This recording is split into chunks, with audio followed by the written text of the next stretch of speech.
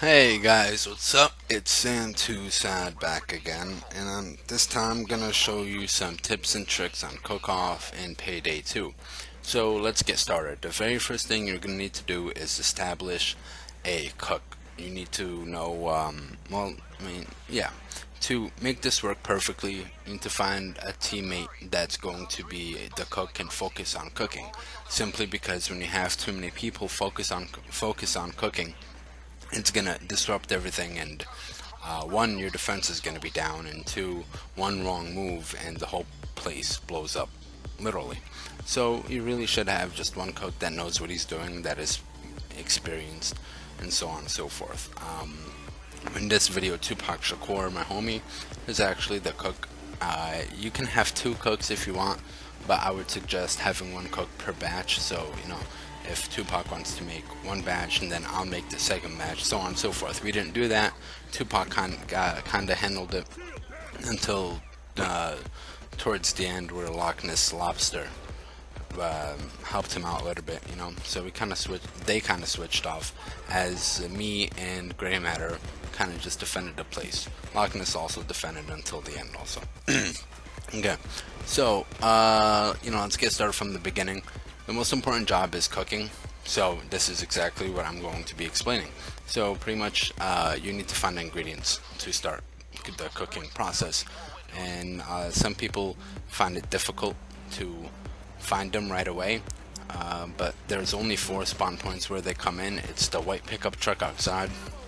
It can be the shed, the basement, or the bathroom. So it's bound to be in one of those four places. Just look around. Sometimes it's actually even like two, three, four. Maybe it's in all four places.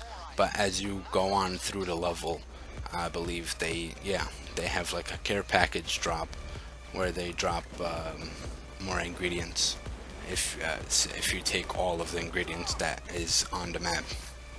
So the least amount of bags you're gonna need is 3, which takes about, I don't know, I want to say 15 minutes, maybe 20 minutes, depending on your cook. But for this video, we actually did 12 bags, and I'm gonna show you the results afterwards. But for now, we're just gonna keep on, talking about the process to getting to that point. When I first started doing that, we didn't do 12 bags right at once. We actually had a couple failed attempts before we, kind of got the hang of it and understood what was going on.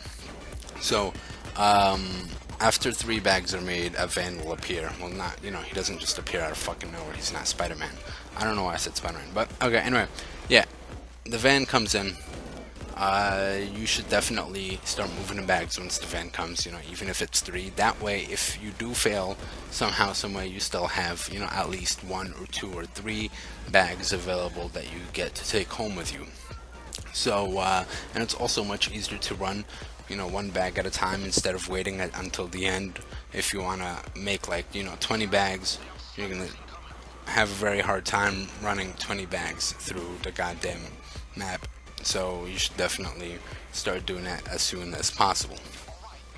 So, if your lab is on the first floor, which in the video right now it is not, I'm on the first floor right now, but the lab is not there. But if it is, that's actually an advantage for you, because then you can use the bathroom. In the bathroom, the cops, like the enemies, they don't go in there. They're programmed to not go into the bathroom at all. They do go in, actually, I think 1 out of 500 times, and even then that's like one person. So it's easily killable. So you could just take cover there, or you could hide the bags there until the van comes, which everybody agrees is probably the best thing to do. But if you have the second floor lab, that comes pretty easy too. Just make sure the staircase is settled, and watch out for the windows. There are planks on the side of the house. It's kind of just leaning off the house, so if you scale that house around, you'll find some planks so you can board up the windows if you really want to. And that's pretty much it as far as defense goes. Now, the cooking part is the most difficult part. I can't really explain it to you fully, and the best way I can tell you is if you go down to my description, you'll see exactly how to maneuver this whole cooking process. Bane tells you what to do during this whole mission. He's telling you like right now. Oh, he's telling you like, yeah, put in the acid or the soda, blah blah. But sometimes he fucks up. So he's like, yeah, put in the acid. Then you put in the acid, then everything blows up, and you know, and it's just terrible, terrible, terrible. So I've written a list of all the possible things that Bane can say, which whether he's wrong or right. They're labeled right or wrong, so you know exactly what to follow when he says, etc. So if he says, "Oh, it's the acid," and then he adds that little part next to it, which I think it's a toss-up. Really, one of the things he says is it's a toss-up. Really, at the end of a sentence, that means it's real. I mean, sorry, that means it's true. Man, Then the you cook should isn't staying put very whatever close to he the said kitchen. in when he says these things. Bane works in, I'd like to call it like 3 sentences. He kind of speaks in 3 sentences. He says one like, I think one is his initial thought. The second one is reinforcement. Then the third one is, like I said, go down in my description. You'll see a list of what he can possibly say, and the third sentence will tell you if it's right or wrong. Most likely, actually, it's not most likely. It's 100% likely. He'll tell you if it's right or wrong. So basically, just follow those simple rules, and you'll be good to go. I've even heard some people have it kind of like dual screen. They'll have Payday 2 playing while they have a list of what Bane says on the other screen, just to get training with the cooking and all that. And like I said, this mission's very lucrative. Starting is 350,000 a bag, which is actually very good, considering you need at least 3 bags to pass the mission. And I think Overkill gives you 1.5 million per bag, and then Deathwish gives you 2.6 million per bag. So, like I said, you can stay here for as long as you can handle, and just bust it out.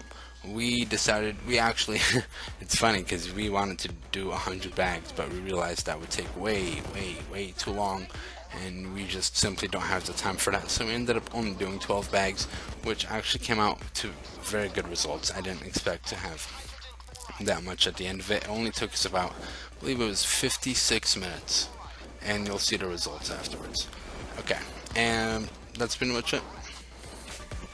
Alright guys, so this is the end of it. As you can see, we made a pretty good amount of money. We had 12 bags on normal level, so 350 per bag, which got us about 1.1 spending cash million, 1.1 million spending cash, and 4.4 million into our offshore accounts, and got about 100 something experience points. So it was a pretty good successful game. Took us about an hour to do it. Definitely worth it, definitely lots of fun, and we had a pretty good team too.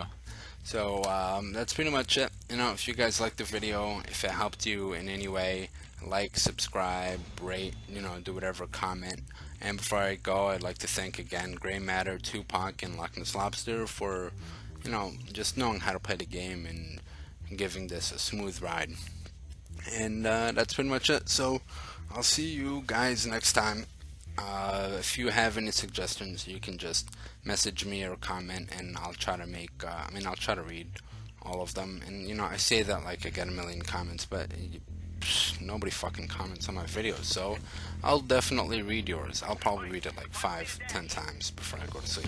Alright, so bye guys, and talk to you another time.